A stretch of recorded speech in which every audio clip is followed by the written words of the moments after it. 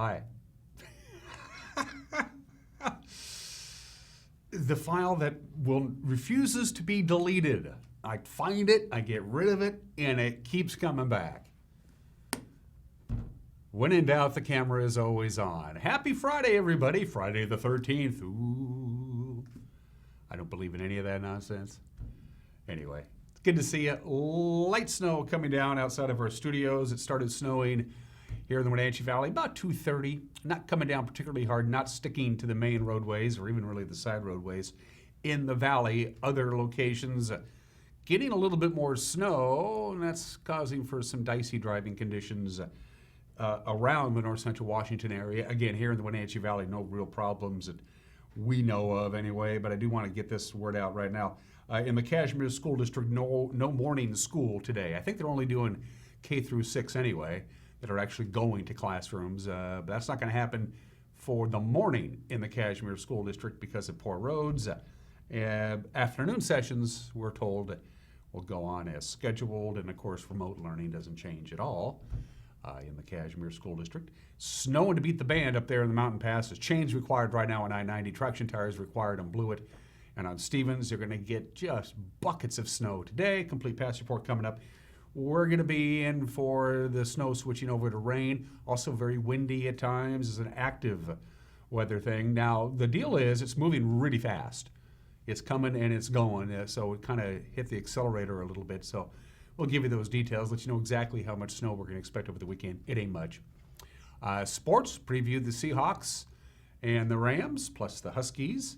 They'll do battle on Saturday night, taking on Oregon State, and the Ducks will be in Pullman to take on the Cougars and everything else that you need to start your day. And in the back half of the hour, we've been doing this every Friday now for quite some time. Dr. Malcom Butler is a primary care physician, a family physician at Columbia Valley Community Health. He's also the health officer for the Chelan Douglas Health District, and he gives us our weekly COVID updates. So we'll hear from Dr. Butler in the back half of the program. Limited camera views. Let's see what we got out here, because obviously the snow and the clouds limit our ability to use some of our higher cameras on the Sky-Fi system. It's 30 degrees, by the way, outside of our studios in downtown Wenatchee. Again, snowing lightly, a little misty out there.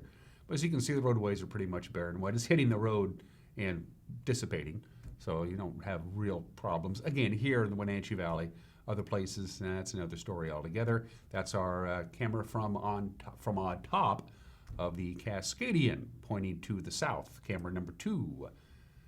Again, we have to use our lower cameras. That's a beautiful view of Fairbanks, Alaska. That's Valley High. It's snowing up Valley High. Good time. At Blewett, it's coming down all over the mountains, and it's going to stay that way for the whole day today. They got a winter storm warning, as a matter of fact, that's been extended all the way until 4 o'clock tomorrow morning. We're talking 6 to 8 inches of new snow today, maybe 3 to 7 inches of new snow tonight. So they got an early start on the snowpack in the Cascades. Good morning, Valley High. Camera number 3. Oh, that's good, Megan. Well, does it even matter what we're looking at? That's Blag. Okay. Hi, Peshastin. Good to see you. Yeah, what a beautiful view from on top of Blag Mountain, which is up there. Blag Mountain is quite a bit up there in elevation. It's about, I want to say about 4,300 feet above sea level. So as you can tell, looks like it's snowing up on Blag Mountain. Camera number 4. Hey, it's back to downtown Wenatchee, the other Cascadian camera, the one that we have pointing to the north as the sun starts to climb up into the sky. It's up there. It got up at 7:03 this morning, a couple of minutes ago. Sunset tonight, 4:27, 9 hours and 24 minutes of daylight. We never really got going yesterday. A lot of people around the office was noticing how chilly it was. We only got to 35. That was all we got to on Thursday. Our normal low on the 12th of November is 33. So, yeah, we were very chilly yesterday. We're going to be warmer today, by the way. We are going to be warmer. In fact, the snow is going to switch over to rain, and we'll be in the 40s for our afternoon high as some warm wind is also coming our way. All right, that's our views from around north central Washington. We got one slide to show to you from the National Weather Service, and it's going to be quite blustery today because the system that's coming through, as I mentioned already, is moving fast. So the timing of that is much quicker than they were anticipating. So it's quicker to get here and quicker to exit. And so there you go. We're in for some windy conditions. Take a look at where you live. That's the wind direction and how strong it's going to be. Most of this is going to be gusts. Some of it will be sustained winds. But it's also, we talked about how bad the passes are. It's also blowing really bad up in the Cascades. It's snowing hard and blowing hard up there. If you want to avoid the Cascades if you can, at least for a while. Your best bet will be Sunday afternoon if you need to drive over the Cascades. All right, from the National Weather Service, here we go. Breezy, snowing this morning. Snow will switch over to rain, they tell us later on this afternoon. Right now, the snow level is at 700 feet. That's us. It's going to go up to 2,200 feet later on today, and we'll top off, as you can see there, in the mid-40s, and it's going to be breezy today. A west wind 6 to 11 miles an hour this morning, and then it's going to pick up in intensity to about 20 miles an hour in this afternoon. We can see wind gusts above 30 here in the Wenatchee Valley. 10% chance of rain tonight. Snow level at about 2,100 feet. It's going to go down to 1,500 feet, but the storm system's going to peter itself out. Not expecting any kind of precipitation tonight. 32 for the overnight low. Saturday, we were hoping for quite a bit of sunshine at this time yesterday. Now it looks like it's going to cloud up quite a bit. A little bit of light rain. 47 our high on Saturday. Snow level will be at 2,600 feet on Saturday, but we're looking at rain, not snow. Saturday night, snow level is going to remain right about 2,500 feet. Lots of clouds, a little bit of light rain possible Saturday night, overnight low of 30. Sunday, partly cloudy, considerably warmer. That 50-degree mark is above normal for our temperatures. So whatever we get on Sunday is certainly going to be in the form of rain, and that spills over a little bit into Sunday night. And then we go through a continuing unsettled pattern with lots of clouds and rain, not snow, into the early part of next week. And again, the snow should be tapering off shortly and is supposed to switch over to rain and wind as we progress through the day. To the mountain passes we go. Ugh. Man, it's not pretty up there. Chains are required on all cars unless you have an all-wheel drive on I-90. That's a live shot of Snoqualmie Pass. As you can see, we don't see a car on it. So yeah, chains are required unless you have all-wheel drive. By the way, the Washington State Patrol is performing chain enforcement checks. So if you don't have an all-wheel drive and you're trying to get past, it ain't gonna work. They're gonna check your tires to make sure you're chained up on I-90. It is snowing hard and it is whiteout conditions on I-90. Stevens is no better. It's a traction tire requirement right now on US 2 Stevens Pass. Again, you don't see a car on the roadway there. It's snowing hard, it's blowing hard, compact snow and ice on the roadway. Traction tires required on Stevens. To Blewett we go, traction tires are required there as well. It's snowing, compact snow and ice on the roadway. Everybody's gonna get snow in the Cascades. Winter storm warning till 4 o'clock tomorrow morning. New snow accumulations today in the mountain passes, 6 to 10 inches depending on the elevation. New snow tonight, 3 to 7 inches. Snow Saturday, 2 to 4 inches. Snow Saturday night, 1 to 2 inches. And then very little snow expected Sunday into Sunday night. So your best bet is going to be Sunday to Sunday afternoon. Overnight Sunday night into Monday, the snow is going to pick up again, and it will be heavy snow overnight Sunday night into Monday. Again, right now, chains are required on I-90 unless you have all-wheel drive, and traction tires are required on Blewett and on Stevens. It's nasty up there, and it's going to stay that way for the whole day today. 9 minutes after the hour, going to take a break and come back. We have a lot of news to get to on this Friday. It was a busy day around the newsroom. The news is 1 minute away. You're watching Wake Up Wenatchee Valley on the NCW Life Channel.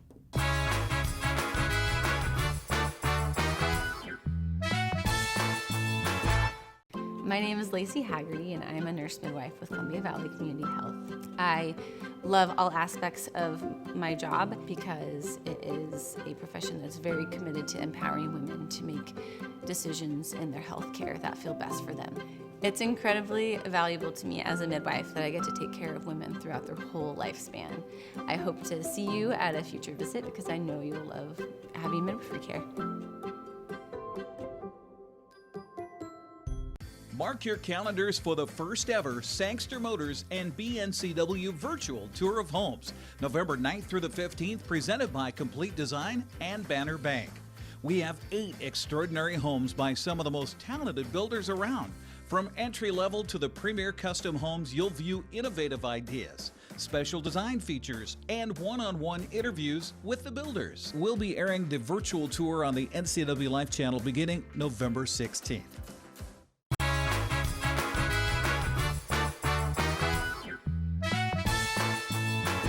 We're back. It is 31 degrees and continues to snow lightly here in the Wenatchee Valley. The snow should be tapering off and then switching over to rain. Quite a bit of wind today. Highs will be in the mid-40s. And here are your headlines. Highway 2 west of Leavenworth in the Tumwater Canyon closed for several hours yesterday. A semi and its trailer went off the highway and into the Wenatchee River. Some spectacular photos here from the Washington State Patrol. They said the driver, by the way, 48-year-old Bao Q. Lee of Calgary, was not injured. The accident happened shortly after 7 a.m. The highway was closed at about 9 as crews worked to remove the semi and trailer from the river and assess any fuel spillage. There wasn't much. The highway was closed from Coles Corner to the entrance of Leavenworth. Traffic was diverted onto the Chumpstick Highway. Trooper John Bryant of the Washington State Patrol said the semi's trailer was empty at the time of the accident. By the way, Lee faces charges of driving too fast for conditions. Gebbers Farms, one of the largest agricultural operations in this country, has to pay a $13,200 fine for failure to tamp down the spread of COVID-19 among its resident workers. The State Department of Labor and Industries says Gebbers workers were allowed to interact outside their housing pods and that no barriers were put in place to prevent the spread of the virus in kitchens and cooking areas. Both are violations of ag worker health rules during the pandemic. Gebbers became the site of a major COVID-19 outbreak that killed 3 guest workers back in August. A separate L&I investigation into those deaths has not been completed. Gebbers has 15 days to appeal that fine. One man from Chelan and another from Kent are in jail. They allegedly stole an idling truck from a marina services company Wednesday, and then they tried to hide the crime by painting the truck. 33-year-old Andrew Ian Crippen of Chelan and 31-year-old Kyle Stephen Glenn of Kent. They're suspected of driving away with a white pickup that was left running in the company lot on Wednesday morning. Now, when Chelan County Sheriff's deputies located the truck, it was allegedly parked near Crippen's home, and the 2 men were painting it black. They face possible charges of vehicle theft, malicious mischief, and possession of methamphetamine. The Chelan County Sheriff's Office closed its main Wenatchee office yesterday morning because of COVID-19. They expect the facility to be closed for a while. The department says the pandemic disease has affected its staffing levels, so it can't currently conduct any in-person business at their office. Officials confirmed the decision to close was made on Thursday morning. Sheriff Brian Burnett said he wasn't able to give immediate details about the closure or how many employees were affected. Now, last April, one member of the Sheriff's Patrol Division tested positive for COVID-19, but later recovered and went back to work. Governor Jay Inslee and First Lady Trudy Inslee asked Washington residents on Thursday to avoid gathering with others outside their household this Thanksgiving, pointing to increasing transmission of COVID-19 in our state. And the governor warned that new measures to combat the pandemic spread will be announced in the next couple of days. Washington has seen explosive growth in COVID-19 statewide in just the last 2 weeks at a rate of more than 1,000 new cases a day. Hospitals are preparing for a potential flood of coronavirus patients. Simply put, we have to rethink these holidays so that we may be thankful when we don't lose more lives to COVID. Like many of you, we Insleys love our Thanksgiving celebrations. For decades, we'd started the day off with a touch football game, followed with a potluck with family and friends, and then we finish it off with pie and turkey sandwiches. And these are treasured parts of our family traditions, including, of course, our grandkids with olives on their fingers. But this year, we know we're going to have to pause all that. This year, our family will celebrate Thanksgiving and Christmas, but we'll do it virtually. But here's some good news. We're only going to have to do this once. This is a unique Thanksgiving and holiday season. We're thankful that more therapeutics are on the way, as is the imminent arrival of a vaccine.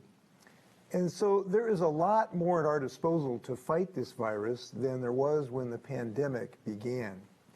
We are optimistic that Thanksgiving 2021 will be the best ever. But this year, It's just too dangerous to gather together indoors where the virus can spread so easily. So this year, when you join us in changing your Thanksgiving and December holiday plans, please know that you are doing it as an act of love for the people around you and your entire community. Tonight, we have a simple request from our family to yours. Please do not have Thanksgiving gatherings unless you're positive that everyone there has quarantined successfully for 14 days, which would start today. Otherwise, every social gathering is just one more brick in a wall of infection. It's not just Thanksgiving, but it's also your birthday parties, your Seahawks celebrations. It doesn't matter what you're doing. These gatherings in your homes are dangerous right now. Finally, on this Friday morning, the pandemic meant that a lot of Veterans Day celebrations did not go on as planned, but that didn't stop the band and choir programs at Foothills Middle School from cranking out some patriotic music. Director Angela Richmond led her students through a virtual concert of patriotic songs. You can hear the full concert by going to the Foothills Middle School Facebook and YouTube pages, but here's a little sample.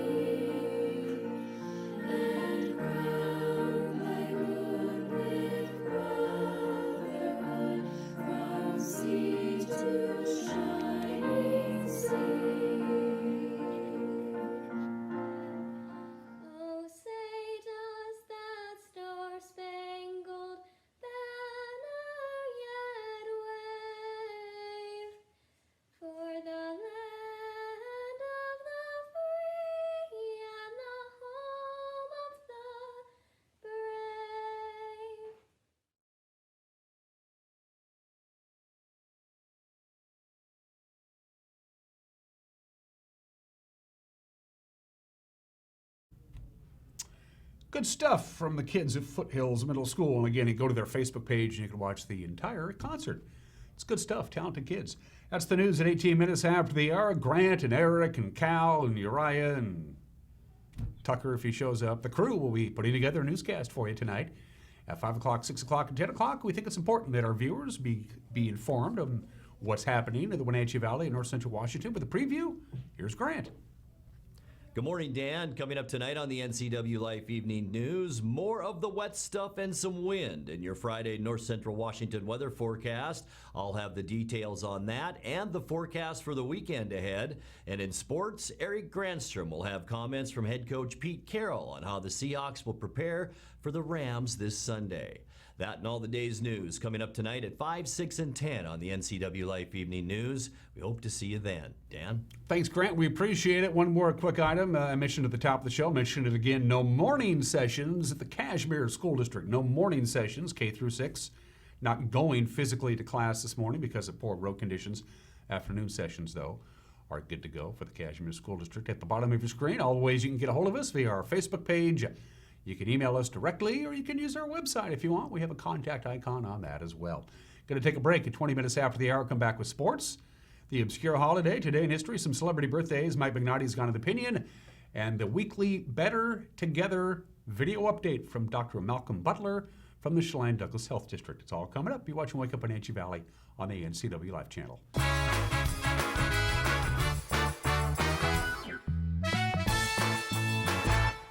Downtown Manson is Washington's best-kept wine secret. Over a dozen tasting rooms are within walking distance. Experience Ancestry Cellars, featuring wines rooted in family traditions, or Skagit Cellars, where East meets West in every vintage. And don't miss Rio Vista Wines, home of the original wine slushie. All three are kid-friendly. Isn't it time you had a taste of Manson? There are so many possibilities for you to learn local right here at Wenatchee Valley College. Take classes towards a degree or certificate in more than 50 areas of study. Wenatchee Valley College now offers a large variety of virtual classes, including labs, sign language, music, and machining, and they have the resources to help you succeed in virtual classes. So when a college degree is your goal, learn local at Wenatchee Valley College.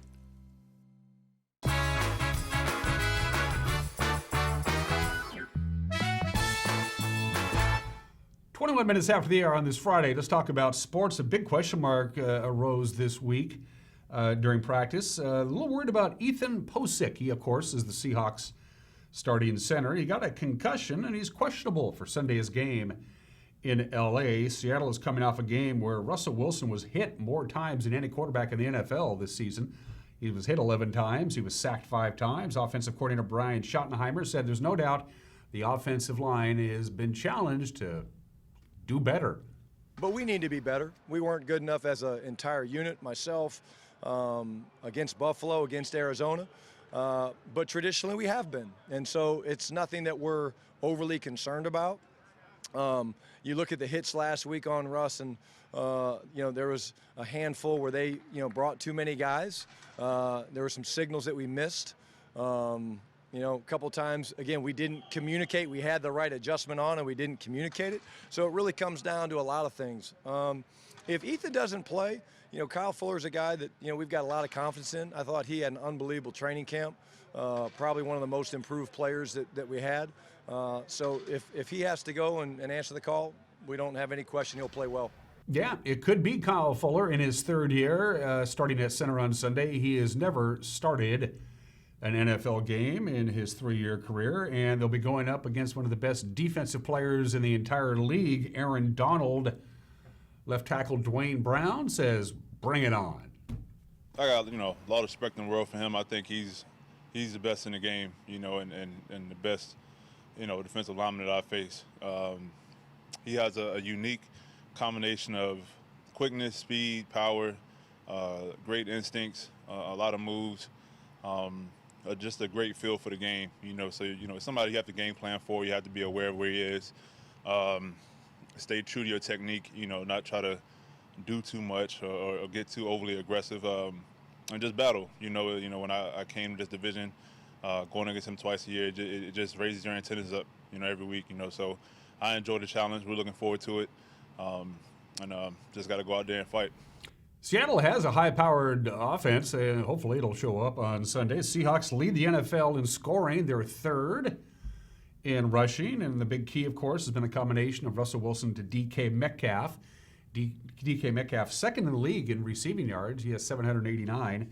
He's also got 8 touchdowns, and Russell Wilson doesn't shy away from the conversation when he talks about he and DK and their future as teammates. And we talk about it all the time. We don't shy away from it.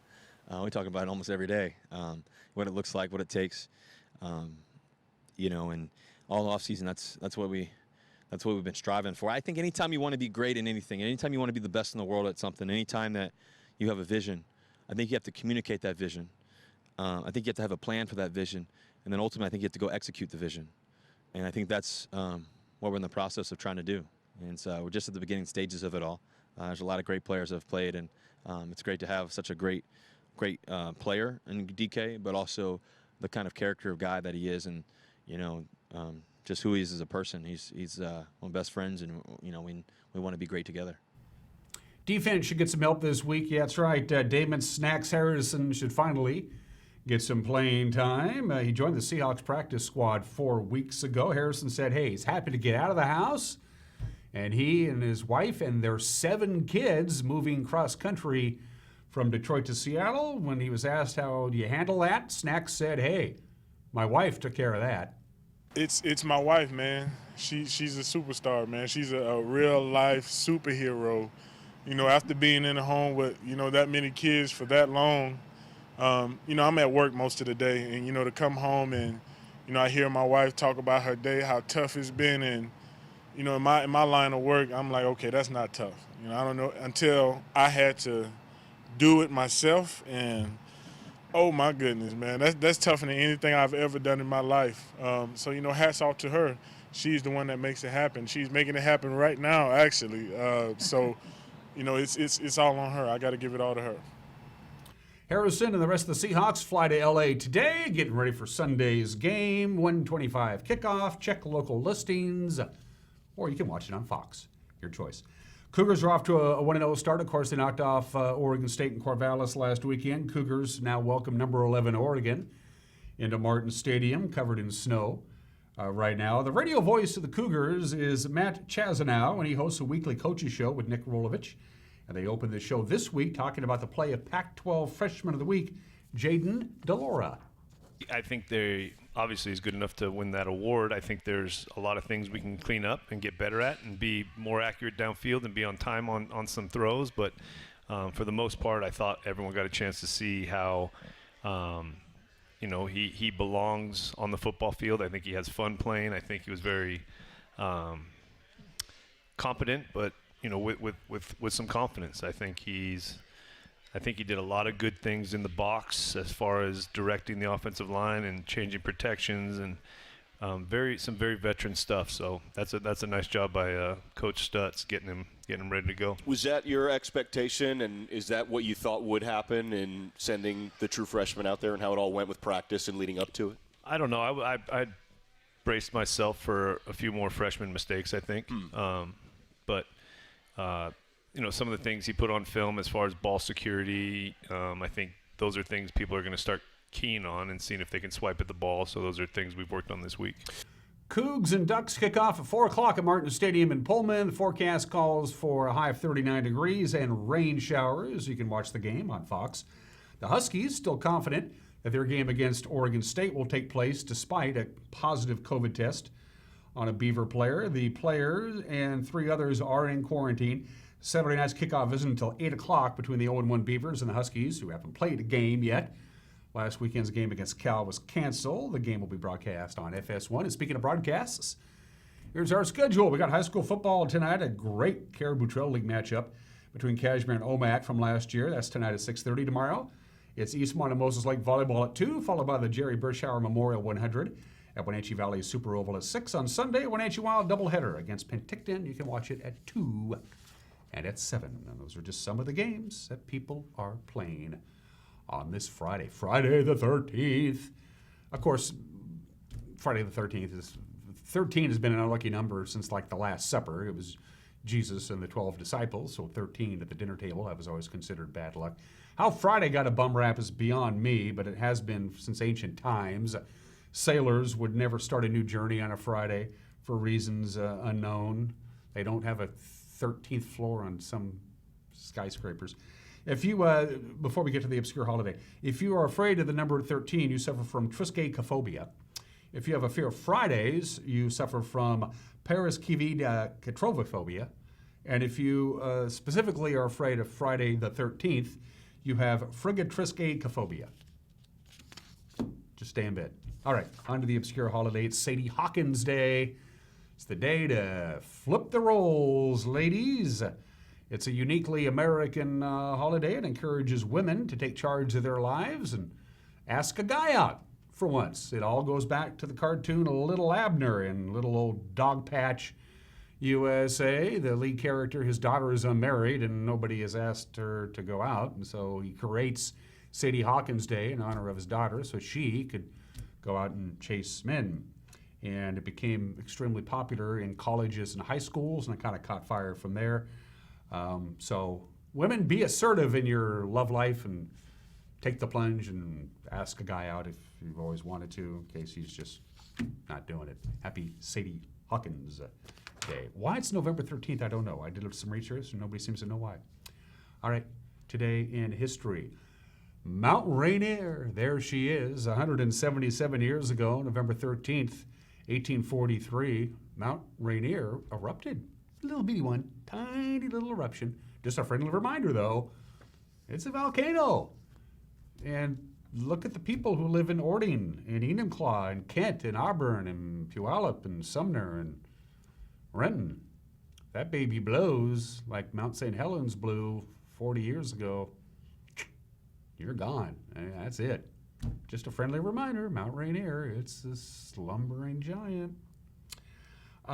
Speaking of the Pacific Northwest, 169 years ago today, the Denny Party landed at Alki Point to start a new town called Seattle. They took a look around. They saw the tides. They say we can't possibly build docks for our boats, so they moved to the other side of Elia Bay and founded the city of Seattle, and it happened on this date, November 13th, 1851.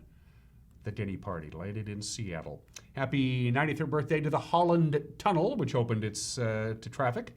The very first tunnel under the Hudson River that links New Jersey and Manhattan. The original toll, either direction, was 50 cents back in 1927.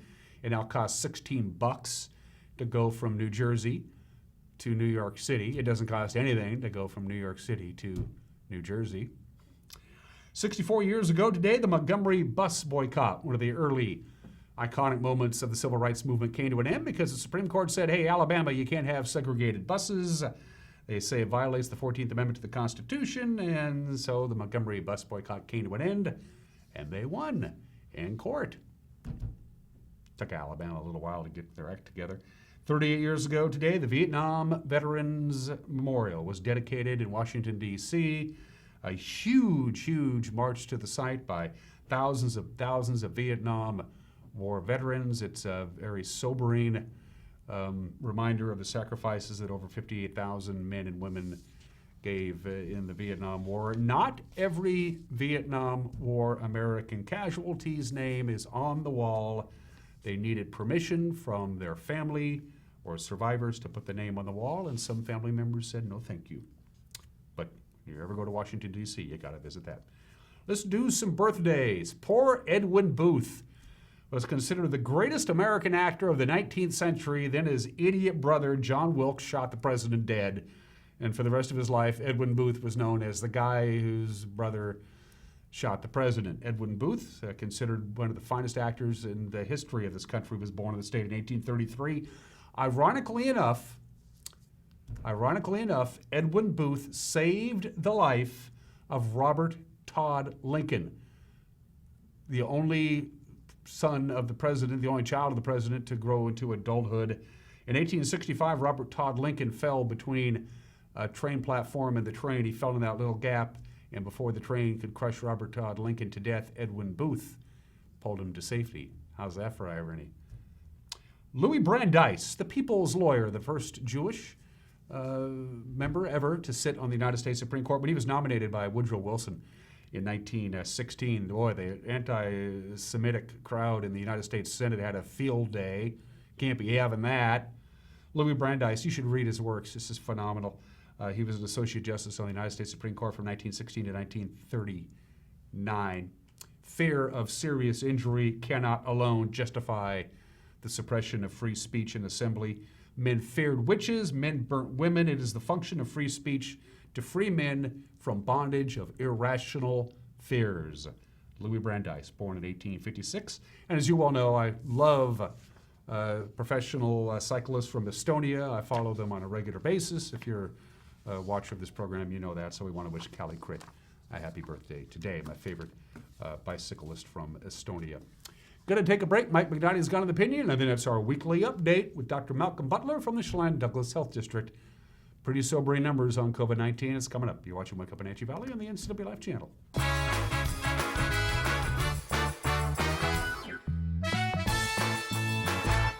Badger Mountain Brewing is proud to announce the grand opening of our new kitchen. Come try out our new menu featuring fabulous steaks, prime rib, gourmet burgers, and seafood grilled up by experienced meat master Chef Galen Goodman. To complement your mouth-watering meal, Badger Mountain Brewing features 14 in-house crafted beers, an alcohol-free root beer infused with 11 different herbs and spices, 3 different ciders, and a great wine selection. Don't miss out on the best meats and the best brews down at Badger Mountain Brewing. Located at 1 Orondo Avenue across the tracks from the Pybus Market.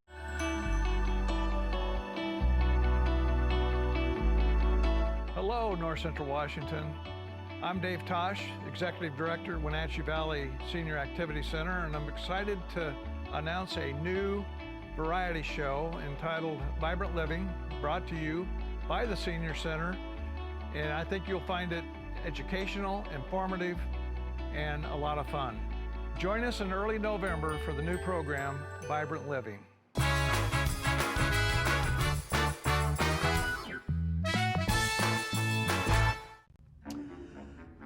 Hey, this is Mike Mad Dog McNaughty. And everybody is entitled to my opinion. So let's say you have a negative experience with someone from a different race or group, and on the basis of that experience, you form a general opinion on that entire race or group. Or maybe you see or experience other instances which you perceive support your subjective judgment. Now, isn't this a description of prejudice, which we all seem to agree is wrong? Now, the reason I ask myself and others when I claim to abhor one type of prejudice, am I harboring another type and justifying it due to my subjective perceptions? A simpler way to ask this is, do I think it's okay to hate and be prejudiced against people who I perceive as prejudiced? This is Mike Mad Dog McNaughty, and that's my opinion.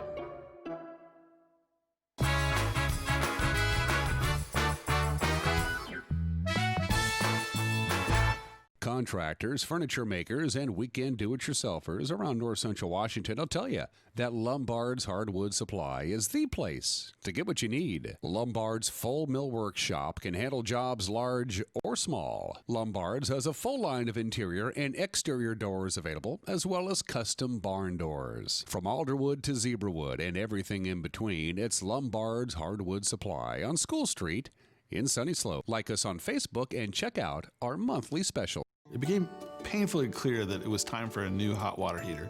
So found there are two different kinds of water heaters on the market today. There's the old kind, and now they have a new one. It's a heat pump water heater. It's considerably more energy efficient, but it costs a lot more. That's when we discovered that the Chelan County PUD was giving $800 rebates for the heat pump water heater. Now, they're basically the same cost. It only took me a couple of minutes to fill it out, and about 6 weeks later, I got a check back. Pretty cool. What is it about Tipsy Canyon Winery that keeps people coming back? Is it the magnificent view from the hillside tasting room? Is it the exceptional but affordable wines? Or is it just the fact that you feel right at home from the minute you walk through the door? Actually, it's all this and more. Experience the Tipsy Canyon Winery located just outside of Manson. Your new home away from home.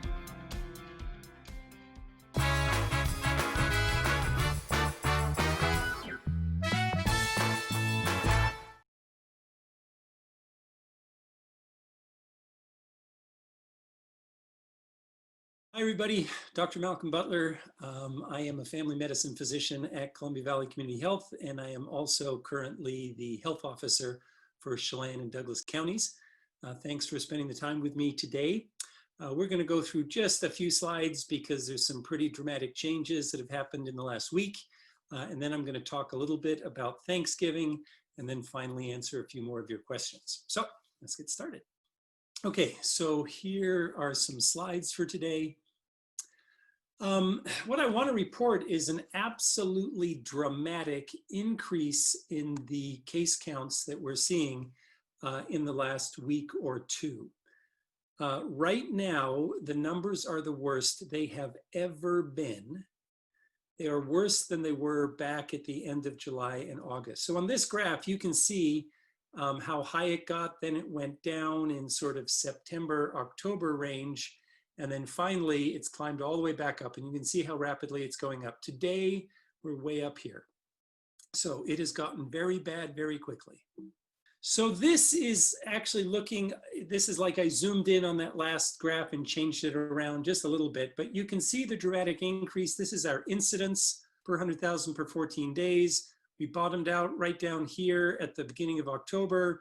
We were tootling along, and now you can see we've suddenly climbed up to yesterday, or I'm sorry, on Tuesday, we were at 371. So if I look at this a bit more closely, and I hope you can see this, in through here, That to me looks like a fairly gradual increase. And then suddenly right around here, boom, it started going up. And can anybody think about what happened right around here on October 31st? And that's the only thing that I can think of. And I am suspicious that this dramatic increase, at least in part, has to do with Halloween. And that's really worrisome to me for the reasons we're going to discuss soon. But obviously, if just having kids together hunting for candy and families together celebrating Halloween for one evening can do this, imagine what a 4-day Thanksgiving holiday can do.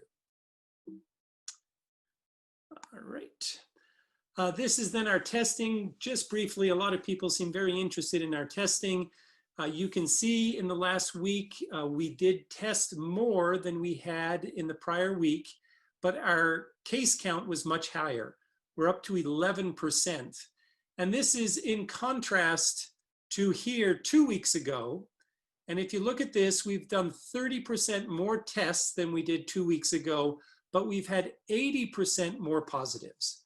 So while it is true that we are doing more testing and that more testing leads to finding more positives, it is also true that we're finding too many new positives for the amount of testing that we've increased.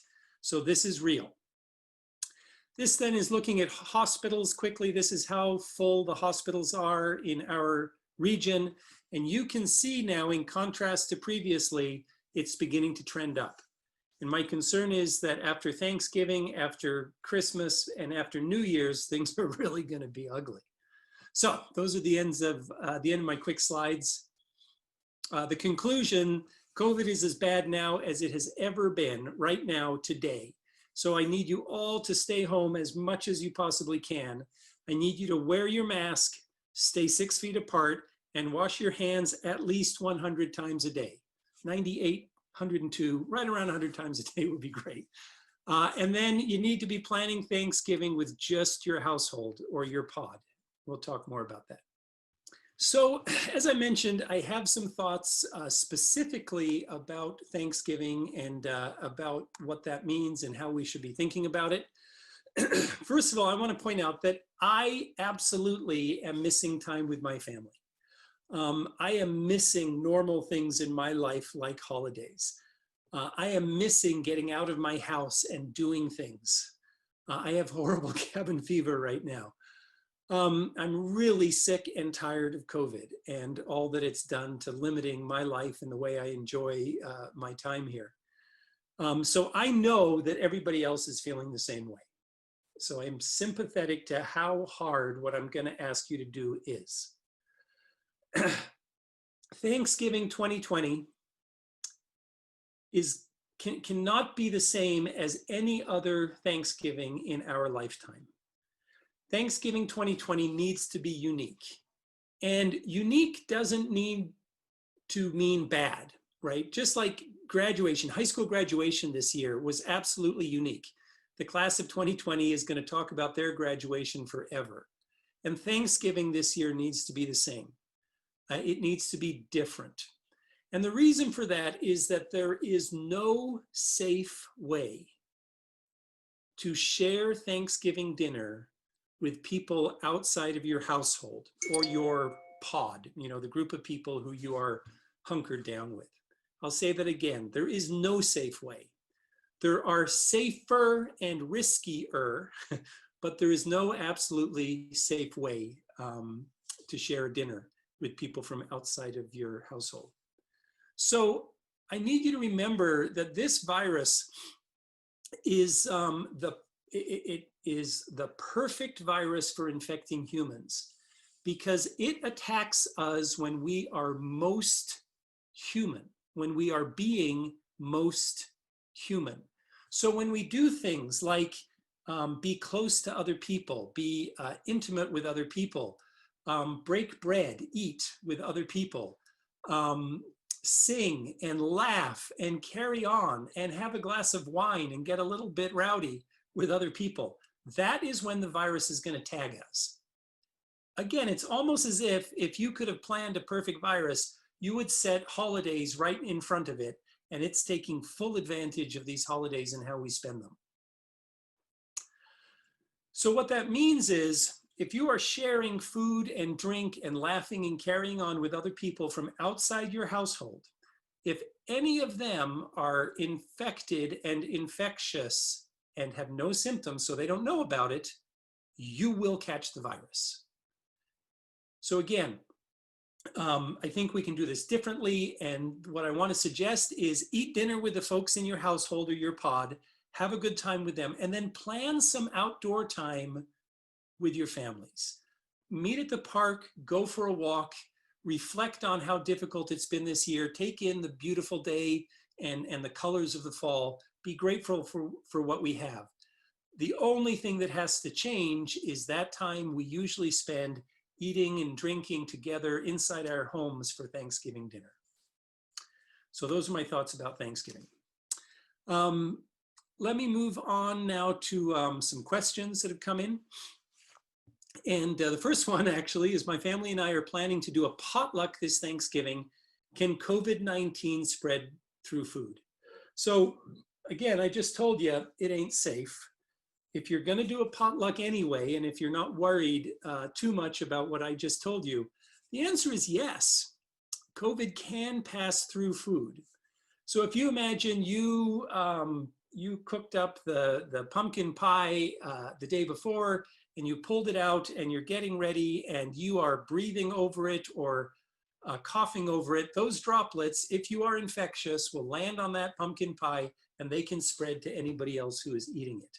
The same as if anybody is preparing their own food and bring it for you to eat. Now, in theory, if somebody pulls the turkey right out of the oven, there should not be any COVID-19 on that on that turkey, because it's just too hot and it would have killed the virus.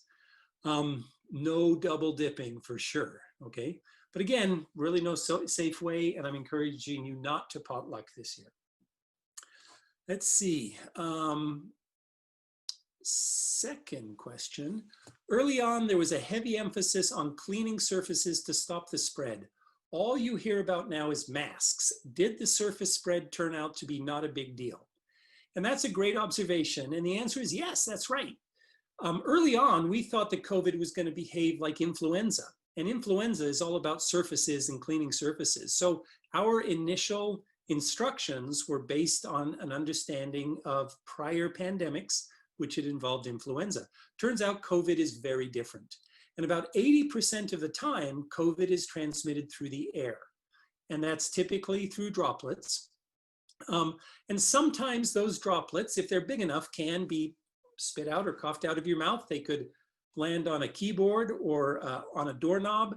And if somebody else touches them and then touches their eye or touches their nose or licks their finger or eats a sandwich, it can be communicated inside their body.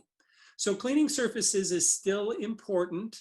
It's one of many mitigation strategies that we're currently employing, but it is not as powerful as masking, staying at least 6 feet apart from each other, and carefully washing your hands.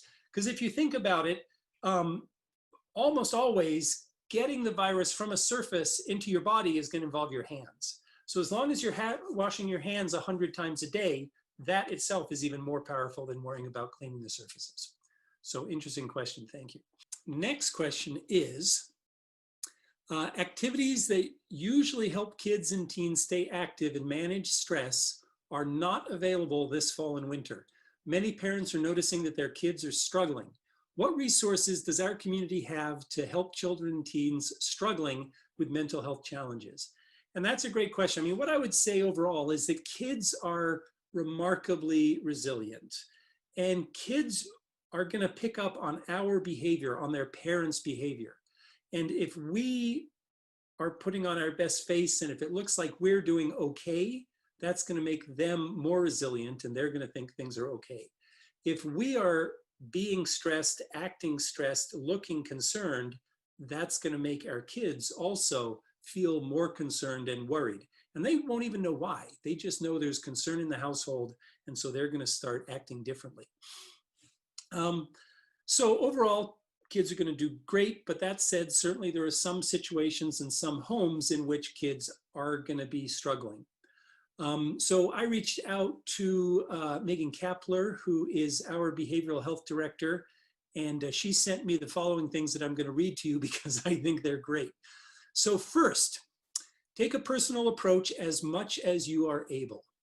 Help to normalize the kids' feelings and anxiety by letting them know that they are not alone, that everyone in the community is feeling uncomfortable right now and a little bit out of place, and that you are a safe place or a safe person that they can come to and cry with and trust.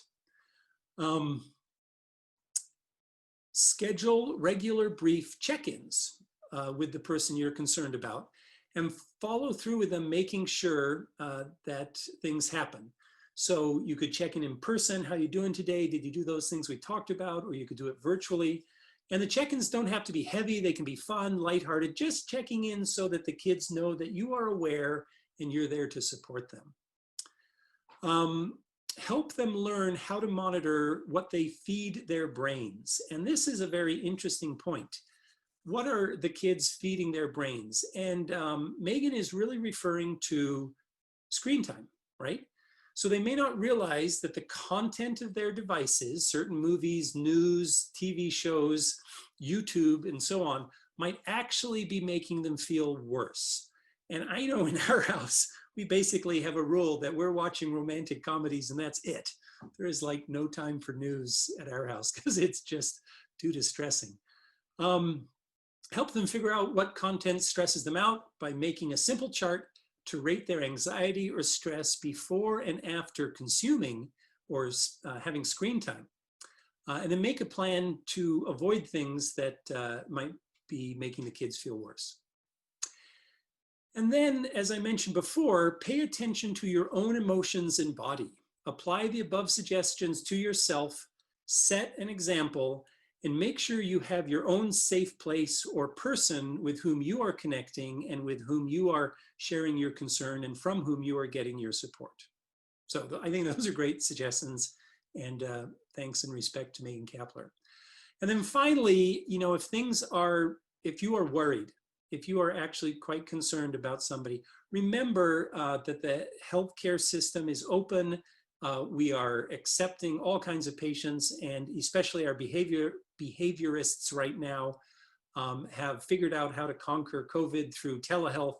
So even if you're not comfortable coming into a clinic, there is a way to reach out, but also we are seeing people in person.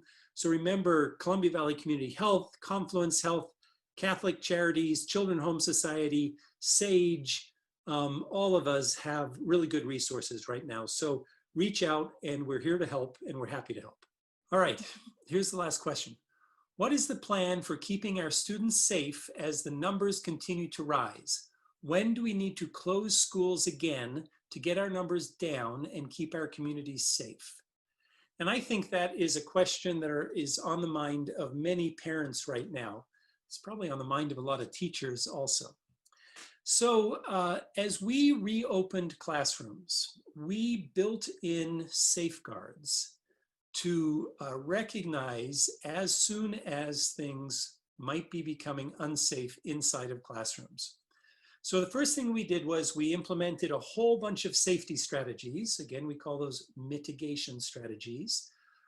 So full-time masking, lots of hand washing, distancing 6 feet apart, improved ventilation in the schools, only half the class is in session at any given time. All those things are in there. But what we also did was we implemented a rule so that if a child inside a classroom tests positive, then what we would do is we would recommend that everybody else inside that classroom get tested, and we would send everybody home until the test results came back and people had appropriately quarantined, which is typically about 2 weeks. And then what we said was if more than 2 classrooms within one school need to close down, then we're going to close down the whole school. So we've got these safeguards built in. And what I can tell you, because I am hearing from the superintendents all across Chelan and Douglas counties, currently I'm aware of only 1 classroom where people needed to be sent home. There have been cases, largely in staff and teachers, where people have tested positive. And there have been some cases where a kid has tested positive, but hadn't been back in the classroom. So for example, they developed symptoms on one of the days when they were remote learning, tested positive, but they had not been back in the classroom, so the classroom didn't have to be shut down. As of today, as I'm recording this, we have no evidence of any transmission inside of classrooms. So there's no evidence that one child is passing it to another child inside the same classroom. So we're quite confident right now that we're keeping kids safe, but I just spent a whole bunch of time telling you it's the worst it's ever been. And so if that changes, we do have some fail safes in place so that we can essentially shut down the classroom or shut down the school if we need to keep everybody else safe. I'm hoping we don't need to do that. I think, honestly, not being careful around Thanksgiving might get us there because the rates may go dangerously high and then we may have to shut down the schools again. But for now, they're open and the kids are safe. So thanks for all those questions. They're great. Thanks for spending the time with me. We'll plan to do this again next week. Thank you.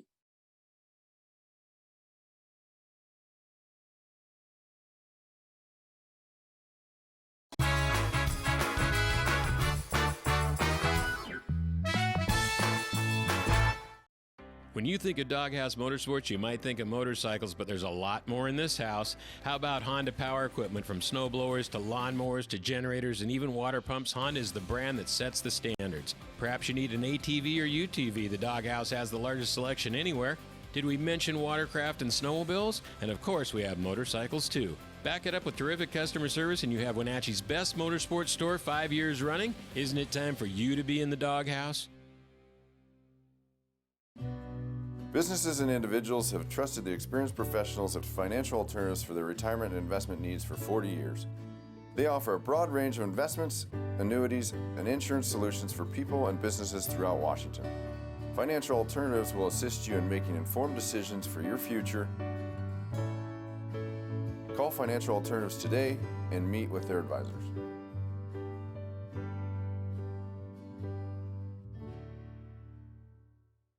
Bring the whole family up to Stormy Mountain Brewing and local public house in historic downtown Chelan. Applewood smoked brisket, street-style tacos, and our award-winning barbecue rubs and sauces. Our meals pair perfectly with our exciting lineup of craft ales, made right here in Chelan. We've got room for big groups, or give us a call for catering. So grab the kids and check out the fun at Stormy Mountain Brewing and local public house located in the heart of Chelan. Dr. Wayne Latimer's Integrative Chiropractic Clinic and Rehab now offers more services. If you've been injured on the job, in an auto accident, have a sports injury, call today and try his wraparound services. Latimer Chiropractic Clinic has added a physician's assistant and a naturopath to their medical lineup. From needing stress relief from a busy life to looking at core health issues, stop by Latimer's Integrative Chiropractic Clinic on Mission, where they are committed to doing more so you can too.